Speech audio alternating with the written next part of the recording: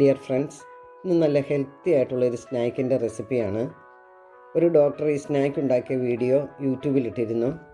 ഇത് കണ്ടപ്പോൾ എനിക്കും ഇത് ഉണ്ടാക്കണമെന്ന് തോന്നി. കാരണം ശരീരത്തിന് നല്ല ഗുണം ചെയ്യുന്നൊരു സ്നാക്കാണിത്. ഇതിൽ നല്ല അളവിൽ ആൻറ്റി ഓക്സിഡൻസ് അടങ്ങിയിട്ടുണ്ട്. ആൻറ്റി ഇൻഫ്ലമേറ്ററി ആണ്. ധാരാളം ഫൈബർ കണ്ടൻ്റ് ഉണ്ട്. ധാരാളം മിനറലുകളും ധാതു ലവണങ്ങളുമുണ്ട്.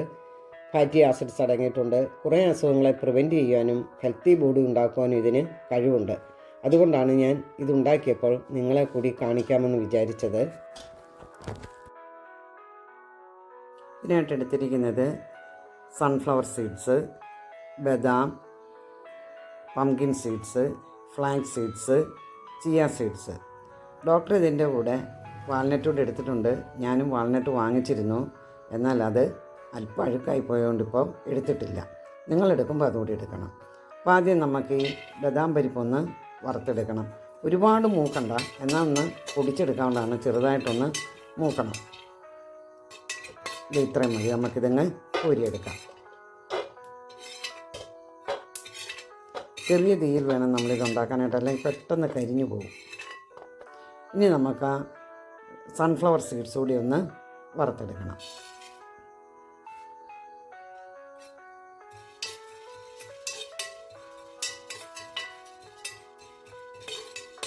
നമുക്കതും മൂത്തിട്ടുണ്ട്, കോരിയെടുക്കാം. കോരുന്ന സമയത്ത് തീ നന്നായിട്ട് കുറച്ച് വെക്കണം, അല്ലെങ്കിൽ അടിയിൽ കരിഞ്ഞു പോകും. അടുത്ത് നമുക്ക് പംകിൻ സീഡ്സ് കൂടെ വറുത്തെടുക്കണം.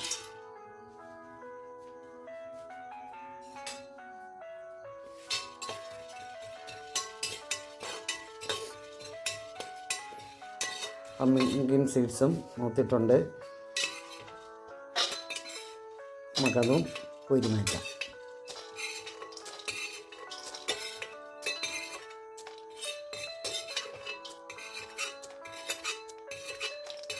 അടുത്ത ചിയ സീഡ്സ് ഒന്ന് വറുത്തിടാം. അത് തീരെ ചെറുതല്ലേ, അതുകൊണ്ട് പെട്ടെന്ന് തന്നെ അത് മൂക്കും. ചിയ സീഡ്സ് ഒരിക്കലും തന്നെ നമ്മൾ കഴിക്കരുത്. വെള്ളത്തിലിട്ടൊക്കെ ഉള്ളൂ കഴിക്കാവുള്ളൂ, അല്ലെങ്കിൽ ഇതിനൊരു പശ പോലെയുണ്ട്. അതുപോലെ തന്നെ ഇത് ഒത്തിരി വലുതാകും. നമ്മൾ വെള്ളത്തിൽ ഇട്ടുമ്പോൾ അറിയാവുന്നല്ലേ. അപ്പോൾ അത് മൂത്തിട്ടുണ്ട്. അത് നമുക്കൊന്ന് കോരിയെടുക്കാം.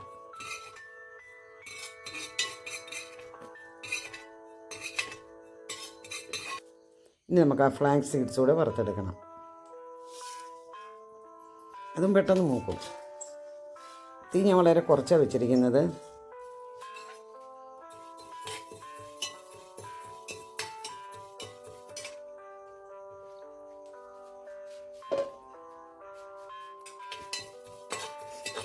നമുക്കിത് കോരിയെടുക്കാം. തീ വളരെ കുറച്ച് വെച്ചിരിക്കുവാണ്. നിങ്ങൾ എടുക്കുമ്പോഴത്തേന് വാൾനട്ടൂടെ കൂട്ടിയെടുത്തോണം. വളരെ ഹെൽത്തി ആയിട്ടുള്ളതാണ്. അത്യാവശ്യം വിലയുണ്ട് കേട്ടോ. ഇതെല്ലാം വറുത്ത് വെച്ചിട്ടുണ്ട്. നമുക്കിന്ന് പൊടിച്ചെടുക്കണം. നമുക്കിതെല്ലാം ഒന്ന് പൊടിച്ചെടുക്കണം. ഇതെല്ലാം ഞാൻ ഓരോ കപ്പാണ് എടുത്തിരിക്കുന്നത്. എല്ലാം കൃത്യ അളവിലെടുത്തിരിക്കുന്നത്. അപ്പം ആദ്യമേ ബദാം പരിപ്പ് പൊടിച്ചെടുത്തിട്ടുണ്ട്. ഇതുപോലെ ഒരു ചെറിയ തരിയോട് കൂടി പൊടിച്ചാൽ മതി, നൈസ് പൗഡർ ആകണ്ട. അപ്പോൾ അതെല്ലാം ഓരോന്നോരോന്നായിട്ട് നമുക്കതങ്ങോട്ട് പൊടിച്ചൊരു പാത്രത്തിലേക്ക് മാറ്റാം. ഇനി ഈ പൊടി തന്നെ തിന്നാമെങ്കിൽ അതാണ് ഏറ്റവും നല്ലത്. പക്ഷേ ഞാൻ കുറച്ച് ശർക്കരയിൽ ഇട്ട് ഈ എള്ളുണ്ടിയൊക്കെ നമ്മൾ ഉണ്ടാക്കിയില്ലേ, അരിയുണ്ടൊക്കെ, അതുപോലെയാണ് കഴിക്കാൻ എളുപ്പത്തിനും ഒരു ടേസ്റ്റിനും വേണ്ടി ഉണ്ടാക്കിയിരിക്കുന്നത്. വെറുതെ തിന്നാനായിട്ട് നമുക്ക് ഇച്ചിരി ബുദ്ധിമുട്ടുണ്ട്. എങ്കിലും വെറുതെ തിന്നുവാണെങ്കിൽ അതായിരിക്കും ഏറ്റവും നല്ലത്. കണ്ടോ, ചെറിയ തരിയോട് കൂടിയാണ് ഞാൻ പൊടിച്ചിരിക്കുന്നത്. ഒരു 350 ഗ്രാം ശർക്കര എടുത്തിട്ടുണ്ട്. അതിലേക്ക് നമുക്ക് കുറച്ച് വെള്ളവും കൂടി ഒഴിച്ചൊന്ന് പാനിയാക്കി എടുക്കണം.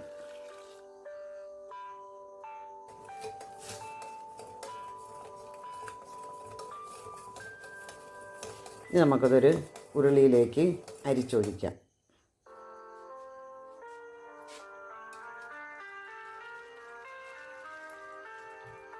ഞാൻ വെള്ളം ഒന്ന് വറ്റണം, അല്ലെങ്കിൽ പെട്ടെന്ന് ഈ പൊടി നമ്മൾ ഉണ്ട പിടിച്ച് കഴിയുമ്പോൾ അത് പോകും. കണ്ടോ, ആ ഒരു നൂൽപ്പരുവാകണ്ട, അതിന് തൊട്ട് മുമ്പ് ഒരു പശ പോലെയുണ്ട്, അന്നേരം ഇടണം. അപ്പോൾ ആ വെള്ളം എല്ലാം പറ്റി.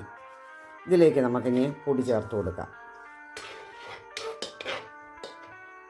നല്ലതുപോലെ മിക്സ് ചെയ്യണം. ഞാനിപ്പം ഫ്ലെയിം ഓഫ് ചെയ്തിരിക്കുവാണ്.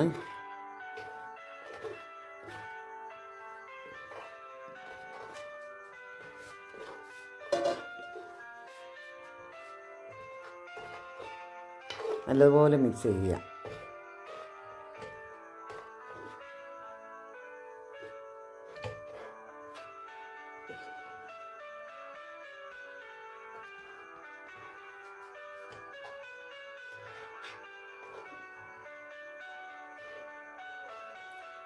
ഇത്രയും മതി.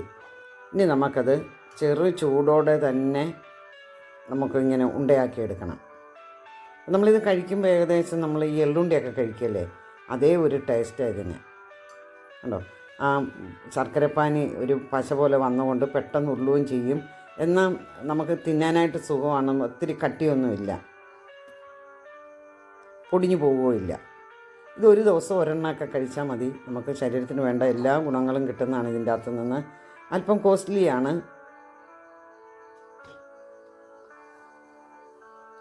ചൂടുണ്ട്.